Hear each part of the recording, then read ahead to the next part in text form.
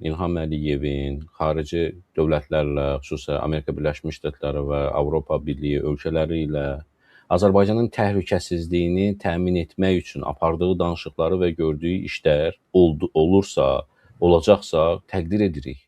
Və bizim etiraz etdiyimiz, qarşı çıxdığımız Azərbaycan hakimiyyətinin İlham Əliyevin öz şəxsi maraqları və ailə biznesi üçün başqa dövlətlərlə özünün prezident və hökumətin adından istifadə etməsidir. Biz buna narazılığımızı bildiririk.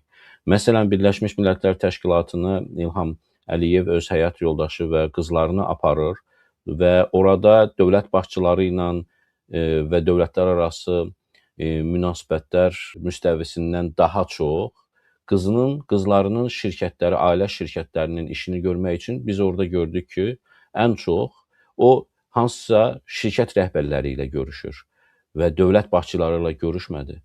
Biz bir daha qeyd edirəm ki, Əliyevin və hakimiyyətin başqa ölkələrlə Azərbaycanın təhlükəsizliyi üçün yaxınlaşmasını alqışlayarıq əlbəttə ki, Azərbaycan naminə, Azərbaycanın xeyrinə.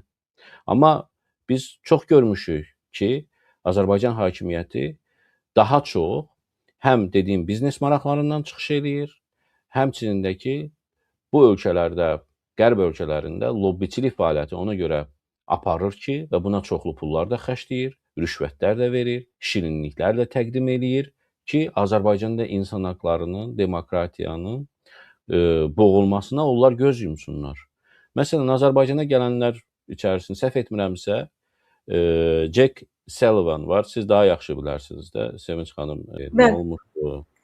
Bəli, bu çox maraqlı mövzudur Tural bəy, çünki bu günlər onun bir Amerikalı podcasterla müsahibəsi vardı və o Azərbaycana səfərindən danışır. Ümumiyyətlə, mövzu oydu ki, bəs qonaqpərvərlik, biz nələr görürdük başqa ölkələrə gedəndə və belə egzotika kimi kateqoriyasında oldu da bu söhbəti ki, mən xatırlayıram, bir Azərbaycana gedəndə Hillary Clinton o zaman dövlət katibidir. Bizim masamızın üstünə yekə bir qab gətirmişdilər. Böyükdür bir bowl, böyük bir qab idi və içərisi dolu idi qara kürüylə.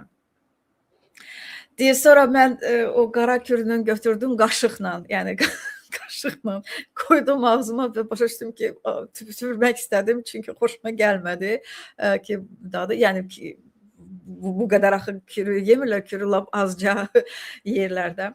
Bilirsiniz, əslində bu mənə nəyi xatırlatdı? Mən elə biraz əvvəl Dick Cheney'nin Azərbaycana səfərinin toxundum. Məsələn, mən xatırlayıram ki, Dick Cheney yola düşəndən sonra ona da çoxlu hədiyyələr vermişdi İlham Əliyev və o həmin hədiyyələri səhərisi günü, yəni səfər yolu başa çatdı, çünki səfəri işləmək aydındır ki, çox böyük zəhmət tələb edir, logistika, koordinasiya və s. və axır çox böyük təhlükəsi, o qədər təhlükəsi gəlmişdi ki, Azərbaycana, yəni təsəvvür edin.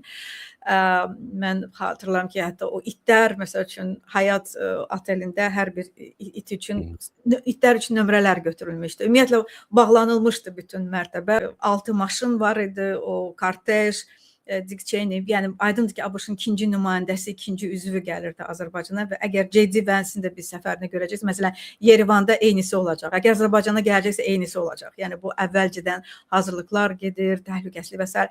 Nəysə, Dick Cheney yola düşəndən sonra həmin hədiyyələri də və ona verilən yeməkləri də, paytuşu da, hamısını səfirliyin bağında masanın üstünə düzmüşdü, süfrəyə düzmüşdü. Sağollaşdılar, yola düşdülər və həmin o masanın üstündə ona verilən qara kürü, xatırlayıram ki, narlar, mən heç bilmirdim ki, Azərbaycanda bu qədər böyük narlar, nə bilim, xurmalar və s. Yəni Azərbaycanın nə meyvələri varsa, yaşıl çay və s. Və eyni zamanda hədiyyələr, çünki o hədiyyələr də özündən götürmədi. O hədiyyələr isə aydındır ki, $30 çoxdursa, o artıq təhvil verirsən də ona. Bax belə, yəni kim bu qədər açıqlıq edər ki, elə deyilmi? Bu özü də bir aşkarlıqdır ki, mənə verilən sizə verilir. Siz yeyin, siz bunu haqq etmişsiniz, çünki siz işləyirsiniz. Amma ümumən mən bunu dönə-dönə Azərbaycanda, Bakıda bu rəhbərliklə görüşən, saraylara gedən Amerika rəsmilərindən bunu eşitmişəm ki, biz heç yerdə belə şey görməmişik. Məsələn, həmin o nə deyirlər ona, çılçıraq deyirlər də. o çılçıraq deyirlər, ilahi bu çılçıraq nədir? Bu sarayda bu boyda çılçıraq mı olar? Neçə metrdir o göydən tavandan yerə qədər? Nə qədər vəsait bu tələb edir. Belə deyək, varlı olmayan bir ölkə, pensioneri bu qədər pul alan bir ölkə doğrudan belə bir çılçıraq, belə bir lüks mümkündürmü? Amma aydındır ki, mümkündür. O da söhbətin başqa bir hissəsidir. Bilirsiniz, mən bu məsələyə toxunmaq istəyirəm. Yəni kimsə deyə bilər ki, siz deyirsiniz ki, gəlsin, niyə də yox, yaxşı olardı əgər Azərbaycanda səfər olsaydı, bəs Azərbaycanda bu qədər siyasi məhbus necə? Bu ümumiyyətlə eyni cümlədə necə bir-birindən uzlaşır ki, Azərbaycan bu qədər avtoritar və digər tərəfdən də biz özümüz də təşviq edirik ki, yaxşı olardı əgər ABŞ səfər Azərbaycanda baş tutsaydı. Əvvəla mən ümid etmək istəyirəm ki, üzümüzə gələn həftələr ərzində həqiqətən də biz hansısa siyasi məhbusların heç olmazsa azad olmasını görəcəyik. Mən təxmin səsləndirə bilərəm ki, ola bilsin ki, bağlı qapı arxasında bəlkə bu da müzakirə olunur. Hər halda həmin erməni məhbuslarının azad olunması da mən başa düşürəm ki, bu söhbətin bir hissəsidir. Yəni Əliyev nümayiş etdirməlidir ki, o sülh istəyir. Həqiqətən də yəni tərəflərdə bir etimadın qurulması işləri görülməlidir. Amma əlbəttə ki, sən bu qədər siyasi məhbus saxlayırsan, təzə-təzə adamları həbsə atırsan və digər tərəfdən də belə deyək, hansısa görüşə gedirsən, əlbəttə bu çox ağrılıdır. Mən dedim ki, ümid etmək istəyirəm ki, Azərbaycan rəhbərliyinə bu təzyiq göstərilir. Belarusda biz bu təzyiqin nəticəsini gördük, yeri gəlmişkən nə qədərsə siyasi məhbus doğrudan da azad olundu və bu yenə də ABŞ-ın roluydu. Ona görə ümid edək ki, Azərbaycanda onun sorağı, səs-sədası gəlib çata bilər. Amma Davos forumu əlbəttə çox maraqlı olacaq, Tural bəy, çünki biz dünyada çox misli görülməmiş hadisələr fonunda ilk dəfə də toplanır bu Davos. Aydındır ki, Nicolas Maduro'nun həbsindən sonra ilk dəfə də dünya liderləri bir araya gələcəklər və prezident Trump özü də onlarla olacaq. Qrenlandiya məsələsində çox ciddi qarşı durma var ABŞ-la Avropa liderləri arasında və Avropa liderləri, Avropa ümumiyyətlə özünün Qrenlandiyada iştirakını böyütməkdədir. Norveç, İsveç, Fransa, Almanya, onlar hamısı deməli Qrenlandiyada öz qüvvələrini göndərirlər, əskərlərini oraya göndərirlər. Yəni bu o deməkdir ki, biz Qrenlandiyanı müdafiə edəcəyik. Yəni çox ciddi bir qarşı durma və presidentsiz hadisələr fonunda baş verəcək Davos forumu. Amma aydındır ki, bəli, bizim üçünsə əhəmiyyətli olan dediyimiz mövzulardır. Buyurun Tural bəy. Mənə də Sevinç xanım maraqlıdır. Ölkə başı görəsən Davosda hansı məqamlardan çıxış eləyəcək? Ölkə başı təzə sözdür, hə? Ölkə başı. Mən çox zaman işlədirəm onu. Ölkənin başıdır da, deyək. Ölkənin başıdır. Davosda görən nə çıxış eləyəcək? Davosa getmədən həftələr öncə çıxış etdi ki, Azərbaycan xalqına bəzi yalanlar danışdı ki, işləmək istəyən iş yerləri var, getsinlər işlər inşaatda və yaxud da ki, kənd təsərrüfatında işləsinlər və digər bu kimi yalanlar danışdı. Görəsən Davosda da eyni çıxışlar edəcəkmi? Yoxsa ancaq Azərbaycan xalqına mı yalan danışır? Siz erməni məhbuslarının azadlığa çıxmasını qeyd etdiniz. Təbii ki, bunu Amerika Birləşmiş Ştatlarından şəxsən də Trumpla əlaqələndirmək lazımdır. Baxdım ki, bəzi malaçı siyasətçilər deyirdilər ki, Bakıda əlbəttə ki, çətin oldu. Azərbaycan hakimiyyəti də istəməzdi ki, onları azadlığa buraxsın. Bu asan verilən bir qərar deyil. Amma sülh üçün güya etdiyini bildirdilər. İlham Əliyev Trumpdan qorxduğu üçündür. Trumpa verdiyi sözə görədir ki, erməni məhbusları azadlığa çıxacaq. Hələ biz bunun işarələrini prezidentin xarici məsələlər üzrə köməkçisi Hikmət Hacıyevin sözləri ilə, mesajı ilə anlamışdıq ki, onlar çıxacaqlar və 4 nəfəri azadlığa buraxdılar. Onlardan da biri Xocalı qatili. Bu mənim sözüm deyil. Heç mən bilmirəm, o mən araşdırmamışam. Mən Azərbaycan hakimiyyətinin mediaları və məhkəməsi bu qərara gəlib ki, o Xocalı qatilidir. Onu azadlığa buraxdı.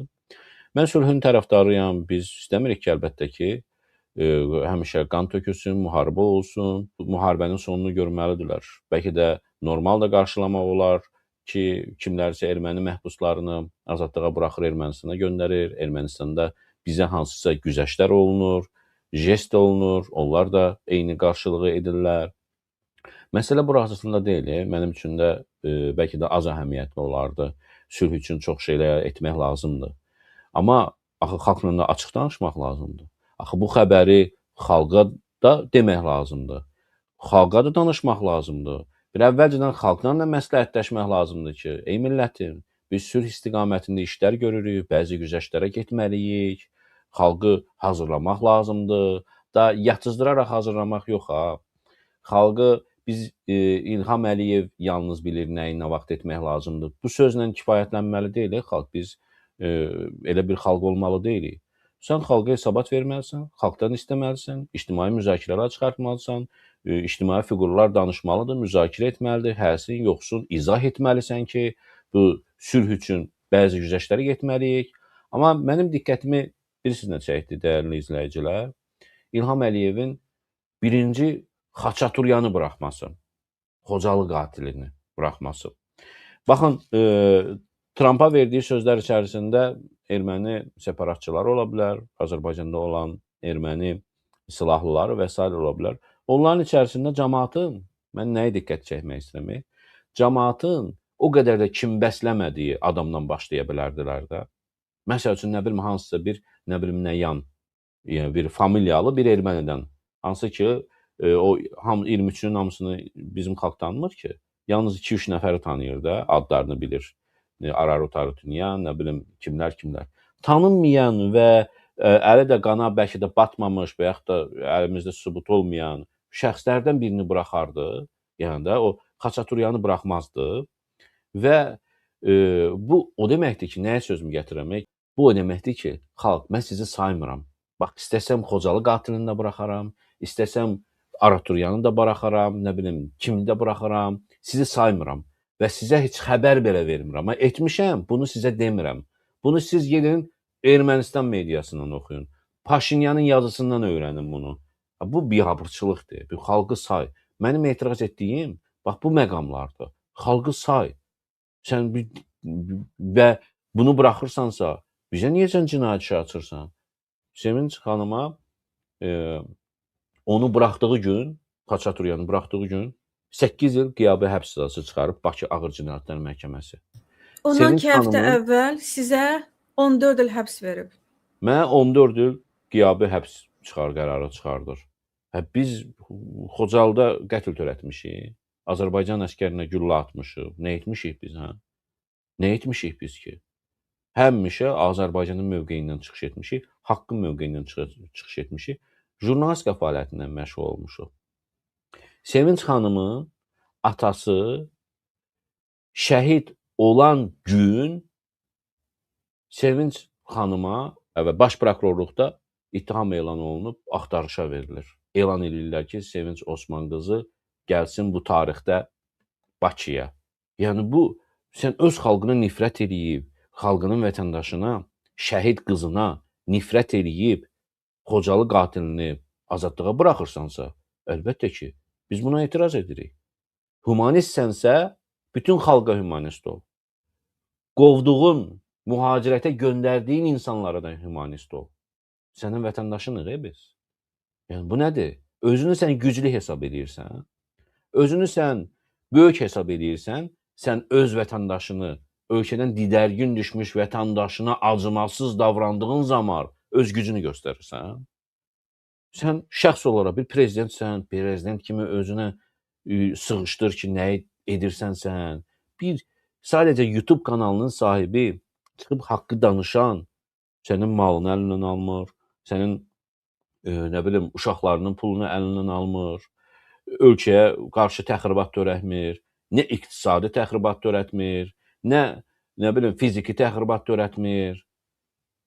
Bu insanlara sən necə düşmənçilik edirsən, amma Xocalı qatilini buraxırsan.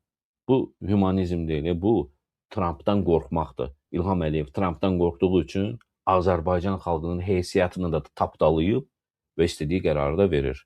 Humanistsansa hamıya humanist ol. Mən hətta biraz başqa cür də ifadə edərdim. Qorxudan da əlavə bir də yalandan təəssürat yaratmaq. Yəni unutmayaq ki, 8 avqustda bir Vaşinqton görüşü həqiqətən də gerçək sülh üçün imkandır. Əslində Azərbaycanda, Ermənistanda yeni bir imkan yaradılır. Yəni əgər biz ABŞ-dan yüksək səviyyəli nümayəndə heyətinin gəlməsi, ümumiyyətlə Trump yolunun açılışı, yəni onun üzərində işin başlanmasının görürüksə, bu da bir növbəti imkandır. Yəni həqiqətən sülhə gəlmək. Çox da ki deyirlər, bax indi benzin artıq bundan sonra gedəcək və s. Benzin göndərmək üçün bir hüquqi əsas yoxdur. Yenə də bu tapşırıqla baş verən bir hadisədir. Bilirsiniz, nə üçün mən bunu deyirəm? Ona görə ki, unutmayaq ki, əslində Trump yolunun bizim üçün ən böyük əhəmiyyəti ondan ibarətdir ki, bu Rusun qanlı və öz hegemonluğu ilə bitməli olan bir planı kənara tullamış olur. Unutmayaq ki, Rusiyanın Xarici İşlər Nazirliyi keçən il noyabrın 8-i hansı bəyanatı verdi? Dedi ki, bizim üçün üç tərəfli saziş bitməyib, sövdələşmə bitməyib, bizim üçün davam edir, o bizim üçün yenə də əsasdır. Biz bu qədər iş görmüşük və onun əsasında biz bu işi yenə davam edirik. Yəni, nə deməkdir bu? Onlar faktiki olaraq qəbul etmirlər ki, başqa bir reallıq var. Azərbaycan, Ermənistan özü ABŞ-ın vasitəçiliyi ilə bir sülhə gəlir, özü məsələləri həll edir. Onlar hesab edir ki, yox, bizim elə noyabrın 8-də üç tərəfli imzaladığımız bu sənəd qüvvədə qalır. Onun üçün bu təhlükə sovuşmayıb. Və gerçək, nə qədər ki gerçək sülh yoxdur, bu deməkdir ki, gerçək müharibə təhlükəsi var.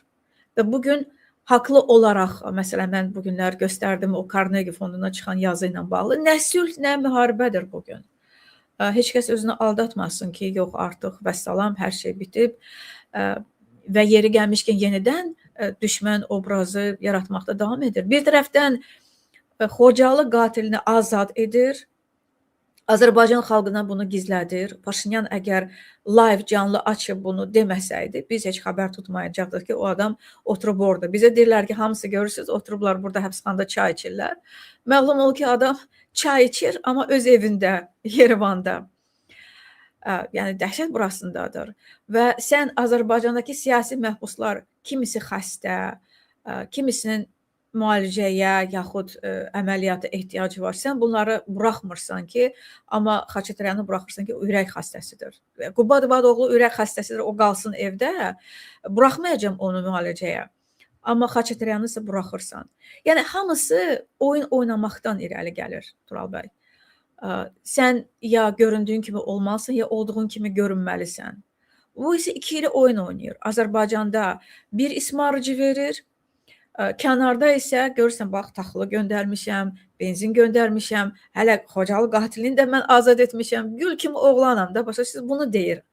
İçəridə isə, yeri gəlmişkən bu həftə başqa bir hadisə də baş verdi. ABŞ dünyanın 75 ölkəsi ilə bağlı miqrasiya vizasını dayandırdı. Və o ölkələrdən biri də Azərbaycandır. Bu pis xəbərdir. Bilirsiniz nəyə görə? Əvvəla onun təsiri nə deməkdir o? O deməkdir ki, məsələn, ABŞ-da olan Azərbaycanlılar bundan sonra öz qohumlarını gətirə bilməyəcəklər. Məsəl üçün, kimsə green card alıb, vətəndaşlıq alıb, həmin onların proqram imtiyazları var idi ki, qardaşını, bacısını, ailə üzvlərini gətirsin, müalicə ehtiyacı olanı gətirsin, müalicə elətdirsin və s. Bax, həmin o 75 ölkəyə Azərbaycan da daxil olub. Yəni, bilirsiniz, bizə bir tərəfdən təriflər söylüyor ki, biz belə münasibətlərimiz inkişaf etdi. Digər tərəfdən, məsəl üçün, Ermənistanda olan bizdə yoxdur. Bu, strateji əməkdaşlıq xartiyasıdır ki, orada ərazi bütövlüyü, təhlükəsizlik öz əksini tapsın. Bizdə bu yoxdur. Bizim deyirlər ki, AI, biz süni zəka ilə, süni zəka bu saat sahəsində əməkdaşlıq, biznes, komers əməkdaşlığıdır. Yeri gəlmiş ki, Ermənistanda da bu var. Bütün ölkələrə Amerika bunu təklif edir. Amma ölkənin təhlükəsizliyi və suverenliyinə qarantor olarsa, Azərbaycana əgər hücum olarsa, bunun üçün əməkdaşlıq xartiyası olmalıdır. Və yeri gəlmişkən necə oldu Azərbaycan bu 75 ölkənin siyahısına düşdü? Yenə də geridə qalmış ölkə kimi. Nəyə görə Estoniya düşmür, Latviya düşmür, Litva düşmür? Niyə? Çünki orada qanun var. Orada siyasi məhbus yoxdur. Və bilirsiniz, gəlsək ümumiyyətlə nə üçün Ermənistanın siyasəti bu cür son illərdə uğurlu gedir, Azərbaycanın yox? Çünki Yerevanda elə bir rəhbərlikdir ki, o uduz, onun başı xəcalətli deyil. Yerevan deyir ki, mən görürsünüzmü, seçkiləri bir il əvvəldən elan etmişəm. Bu ilin iyun ayının 7-sində Ermənistanda seçkidir. Bir ildə o seçkiyə hazırlıq gedir. Müxalifət iştirak edir. Bütün əvvəlki rəhbərlər, nə bilim, fraksiyalar yaradırlar, birləşirlər, ayrılırlar. Normal bir seçki gedir. O Azərbaycandır. Sən seçkini uğurluyursan, qaranlıq zirzəmidə, ancaq kim bilir, kim qərar verdi, nə vaxt qərar verir. Azərbaycanda ancaq fövqəladə seçkilərdə normal seçki olmamalıdır. Yaxud 400-ə yaxın, 340, hələ əslində siyahıya düşməyənləri də əlavə etsək, 600-nə qədər siyasi məhbusumuz var. Yəni, belə ölkə bu siyahıya düşməsin, neynəsin? Yəni, söhbət bundan gedir ki, sən ölkəni yalnız o zaman doğrudan da möhkəm əməkdaşlığa nail ola bilər ki, onun reputasiyası da yaxşı olsun.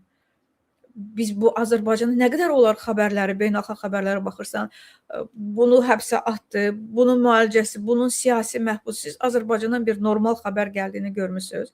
Baxın, beynəlxalq mediaya, reputasiyaya. Onun üçün nə üzlə gedir İlham Əliyev orada, bax, Davosda iştirak edir. Bəli, bugün bu prioritet olmaya bilir. İnsan haqları və demokratiya bugün danışılmır. Bugün daha böyük məsələlər problemdir. Bəli, doğrudan bu belədir. Əlinə fürsət düşüb bizim. Bəli. Sevinç xanım, siz qeyd etdiniz ki, Ermənistanla Amerika Birləşmiş Ştatları arasında çox əhəmiyyətli strateji əməkdaşlıq var və müqavilələr imzalanır. Azərbaycanda isə bu olmur. Həm Azərbaycanın təhlükəsizliyi və strateji baxımından müstəqilliyini təmin edəcək Amerika Birləşmiş Ştatlarından bu müqavilələr, əməkdaşlıqlar, yaxınlaşmaları biz görmürük. Dediyiniz kimi, ya alış-verişlər, ya da ki, dəymə mən də dediyini eləyim. Çünki Azərbaycan hakimiyyəti konkret İlham Əliyevin timsalında bu şəxsin yarısı, bu mümkün deyil, biz deyək ki, və yaxud da bu söhbətlər səngiyib, Azərbaycan Rusiyanın cəngindən əlini qurtulubdur. Xeyr, qurtulmayıbdır, qurtarmaz. İlham Əliyev və Əliyevlər olduqca Azərbaycan Rusiyadan ayrılmaz. Rusiyanın Azərbaycandakı o hegemonluğu, siyasəti, ölkəni yarım müstəqil bir vəziyyətdə idarə etməsi, bu əl çəkən deyil, Əliyevlər getmədikcə. Sadəcə oynayır. Bu oyun artıq biraz elə bir ki, donmuş bir fazaya düşübdür. Putin Əliyevə deyib ki, sən Amerika ilə alışını elə, verişini ver, onsuz da yeri gələndə mən də razılaşıram və sadəcə olaraq ölkənin müstəqilliyi məsələsini, strateji əhəmiyyətli məsələlər, müqavilələri sən imzalamamalısan. Çünki bunu ancaq mənlə imzalaya bilərsən. Mənlə, sənin keçmişin, sənin indiki durumun mənlə bağlıdır. Müqavilədən hansı ki 2022-ci ildə Əliyev, hətta Mehriban Əliyevanı da ora aparmışdı, xatırınızdadırsa, İlham Əliyev Mehriban Əliyevanı hara başqa ölkələrə, hara aparır? Hələ bir Rusiyaya. Mehriban Əliyevanı da aparmışdı 22-ci ildə fevral ayında müharibə Ukraynandan başlamadan öncə. O müqavilədən də bağladı, o müqaviləyə yaxın bir müqavilə də bağladı, ona can atdı Amerika Birləşmiş Ştatlarından müqaviləni. Axı buna Rusiya imkan verməz. Deyib, Avropa Birliyi ilə, nə bilim, kimlə nə edirsən elə, sənin müstəqilliyini tam mənəm. Sən tam müstəqil ola bilmərsən. Baxmayın, siz İlham Əliyev Rusiyaya getmir. Amma alış-verişlər çox gözəldir də, bilirsiniz də. Rusiyanın qoyduğu cızıqdan kənara çıxa bilir, yox, çıxmır. Həddini bilir, sərhəddini bilir. Yəni, bu imkan məqamlardır. Bunları gərək Azərbaycan xalqı da bilsin ki, Əliyevlər olduqca biz Rusiyadan tam müstəqil ola bilmərik, olmayacaq. Və ona görə də elə fake Rus agenti hekayəti quraşdırılır. Yəni bu saat hakimiyyətin lobiçiləri bu nağılları danışmaqdadılar ki, bax görürsüz getmədi, nə bilim Sankt-Peterburqa, Putinin yanına, Azərbaycanda Rus agentlərinə müharibə elan edib. Sən demə bütün Azərbaycan müxalifəti Rusiyanın agenturası idi. Bilirsiniz, bu cür nağıllar danışmazdan əvvəl özlərinə sual versinlər. Bax neçə aydır? 3 ay olacaq da ki, bunlar Ramiz Mehdiyev işini güya Azərbaycanda Rus agenturası ilə mübarizə kimi təqdim edirlər. Azərbaycanda buna inanan oldu mu? Öz sıralarında, öz tərəfdaşların arasında kimsə buna inandı mı? Ki, əksinə onlar özləri danışırlar ki, siyahını dərc bilək, 87 yaşlı adam nətər oldu, sən demə dövlət çevrilişi edirmiş və s. Yəni, bunlar nə daxili auditoriyada, nə də xarici auditoriyada işləmir. Heç kəs bunu ciddi qəbul etmir. Bəli, bu faktı müxalifətin rəhbərlərini həbsə atmağa müvəffəq olub. Amma yenə də onların Rusiya agenti olmasında heç kəs inandıra bilmədi. Bax, izləyicilərimizə mən sual vermək istəyirəm. Sizcə Azərbaycan biz tanımırıq, bəlkə biz xaricdəyik, bəlkə biz görmürük, hiss etmirik. Siz deyə bilərsinizmi, məsəl üçün Azərbaycanda yaşayan izləyicilərimiz, kimsə bunu inandı mı, qəbul etdi mi ki, sən demə, görsən Rusiya maliyyələşdirilmiş bizim müxalifətimizi, ona görə İlham Əliyev sən demə Rusiya ilə mübarizə aparmaq üçün, Rusiya sinə gərmək üçün Əli-Kərimlini və digərlərini həbsə atır. Yəni, bu nağıldır. Baxır və bilirsiniz, onda mən hiss eləmişəm ki, bir şəxsi bir qisasçılıq da var və jealousy nədir o söz? Qısqanclıq da var. Bəli, qısqanclıq da var. Məsələn, yəni Paşinyan nə edirsə onu göz önünə almaq, ona olar mənə niyə olmaz. Amma Paşinyan həqiqətən də Rusiyanın mövqeyini gücləndirən adamlarla, onu təmsil edən adamlarla mübarizə aparır. Bəli, o haqda mübahisə etmək olar ki, bu nə dərəcədə demokratikdir, ümumiyyətlə, yəni bütün bu kilsə rəhbərlərini həbsə atmaq və s. Amma digər tərəfdən heç kəsin də şübhəsi yoxdur. Biz görürük ki, Rusiya necə bu adamları həqiqətən də dəstəkləyir. Məsəl üçün, Karapetyan haqqında özümüz görmüşük ki, neçə dəfə Lavrovda, Zaxarovada özləri bəyanatlar verirlər ki, niyə onu həbs etmirsən filan. Yəni, aydındır ki, bu adamın elə bil ki, quyruğu qapı arasında qalıb da. Yəni, onlar bu adamların azad olunmasını istəyirlər. Siz görmüsünüzmü ki, Rusiya, dırnaq arası Rusiya agenti olan Əli-Kərimlinin azad olunmasını istəsin? Əgər bu Rus agentidirsə, niyə görə Rusiyanın azad olmasını istəməsin? Yəni, bilirsiniz, bunlar bəlkə bu cür propaganda ancaq həqiqətən heç nədən başı çıxmayan abıvatilə işləyib və ən çox da sadəcə olaraq gözə kül üfürmək və qorxutmaq, vahimə yaratmaq ki, nə badə sən düşünəsən ki, mən gedib hansısa partiyanın sıralarına daxil ola bilərəm, hansısa xaricdə yaşayan mühacir blogerlərin verilişlərinə qulaq asa bilərəm və s. bilaxır. Yeri gəlmişkən, sözünüz varsa buyurun, mən çünki elə buna bir keçid almaq istəyirdim. Buyurun. Xaçaturyanın azadlığa buraxılması məsələsi, bundan biz danışdıq, amma diqqət etmək istədiyim başqa bir məqam var. Xüsusən də niyə həm də Xaçaturyanı bəlkə də buraxırlar. Bilirlər ki, Azərbaycan xalqında bundan bir nifrət oyadacaqlar bu söhbətə. Bununla Azərbaycan hakimiyyəti, bu hökumətin siyasətində həmişə olub. Qərbə, Amerika Birləşmiş Ştatlarına deyəcək ki, baxın, biz hakimiyyət olaraq sülhpərvərik. Biz kim olur olsun, hümanizm göstəririk, azadlığa da buraxırıq, Ermənistana da təhvil verərik. Və bilirlər ki, Azərbaycan xalqında biraz etiraz yaranacaq və bu etirazı da həmən qərbə lazım göstərmək istədikləri, məruzə vermək istədikləri şəxslərə göstərəcəklər ki, baxın, Azərbaycan xalqı gözü qana susuyubdur, sülh istəmir. Azərbaycan xalqı demokratiya layiq deyil, elə bizim kimi hakimiyyət olmalıdır. Bunların çox siyasətləri, biz çox görmüşük belə şeyləri ki, bizə demokratiya yaraşmır, elə mənim kimi əlində qılınc Əliyev durmalıdır ki, bu hümanizmi olmayan, demokratiya anlayışı olmayan şəxsin başını əssin. Bunu biraz öncə istədim mən deyəm. Yadımdan çıxdı demədim. Yox, çox vacib məqamdır.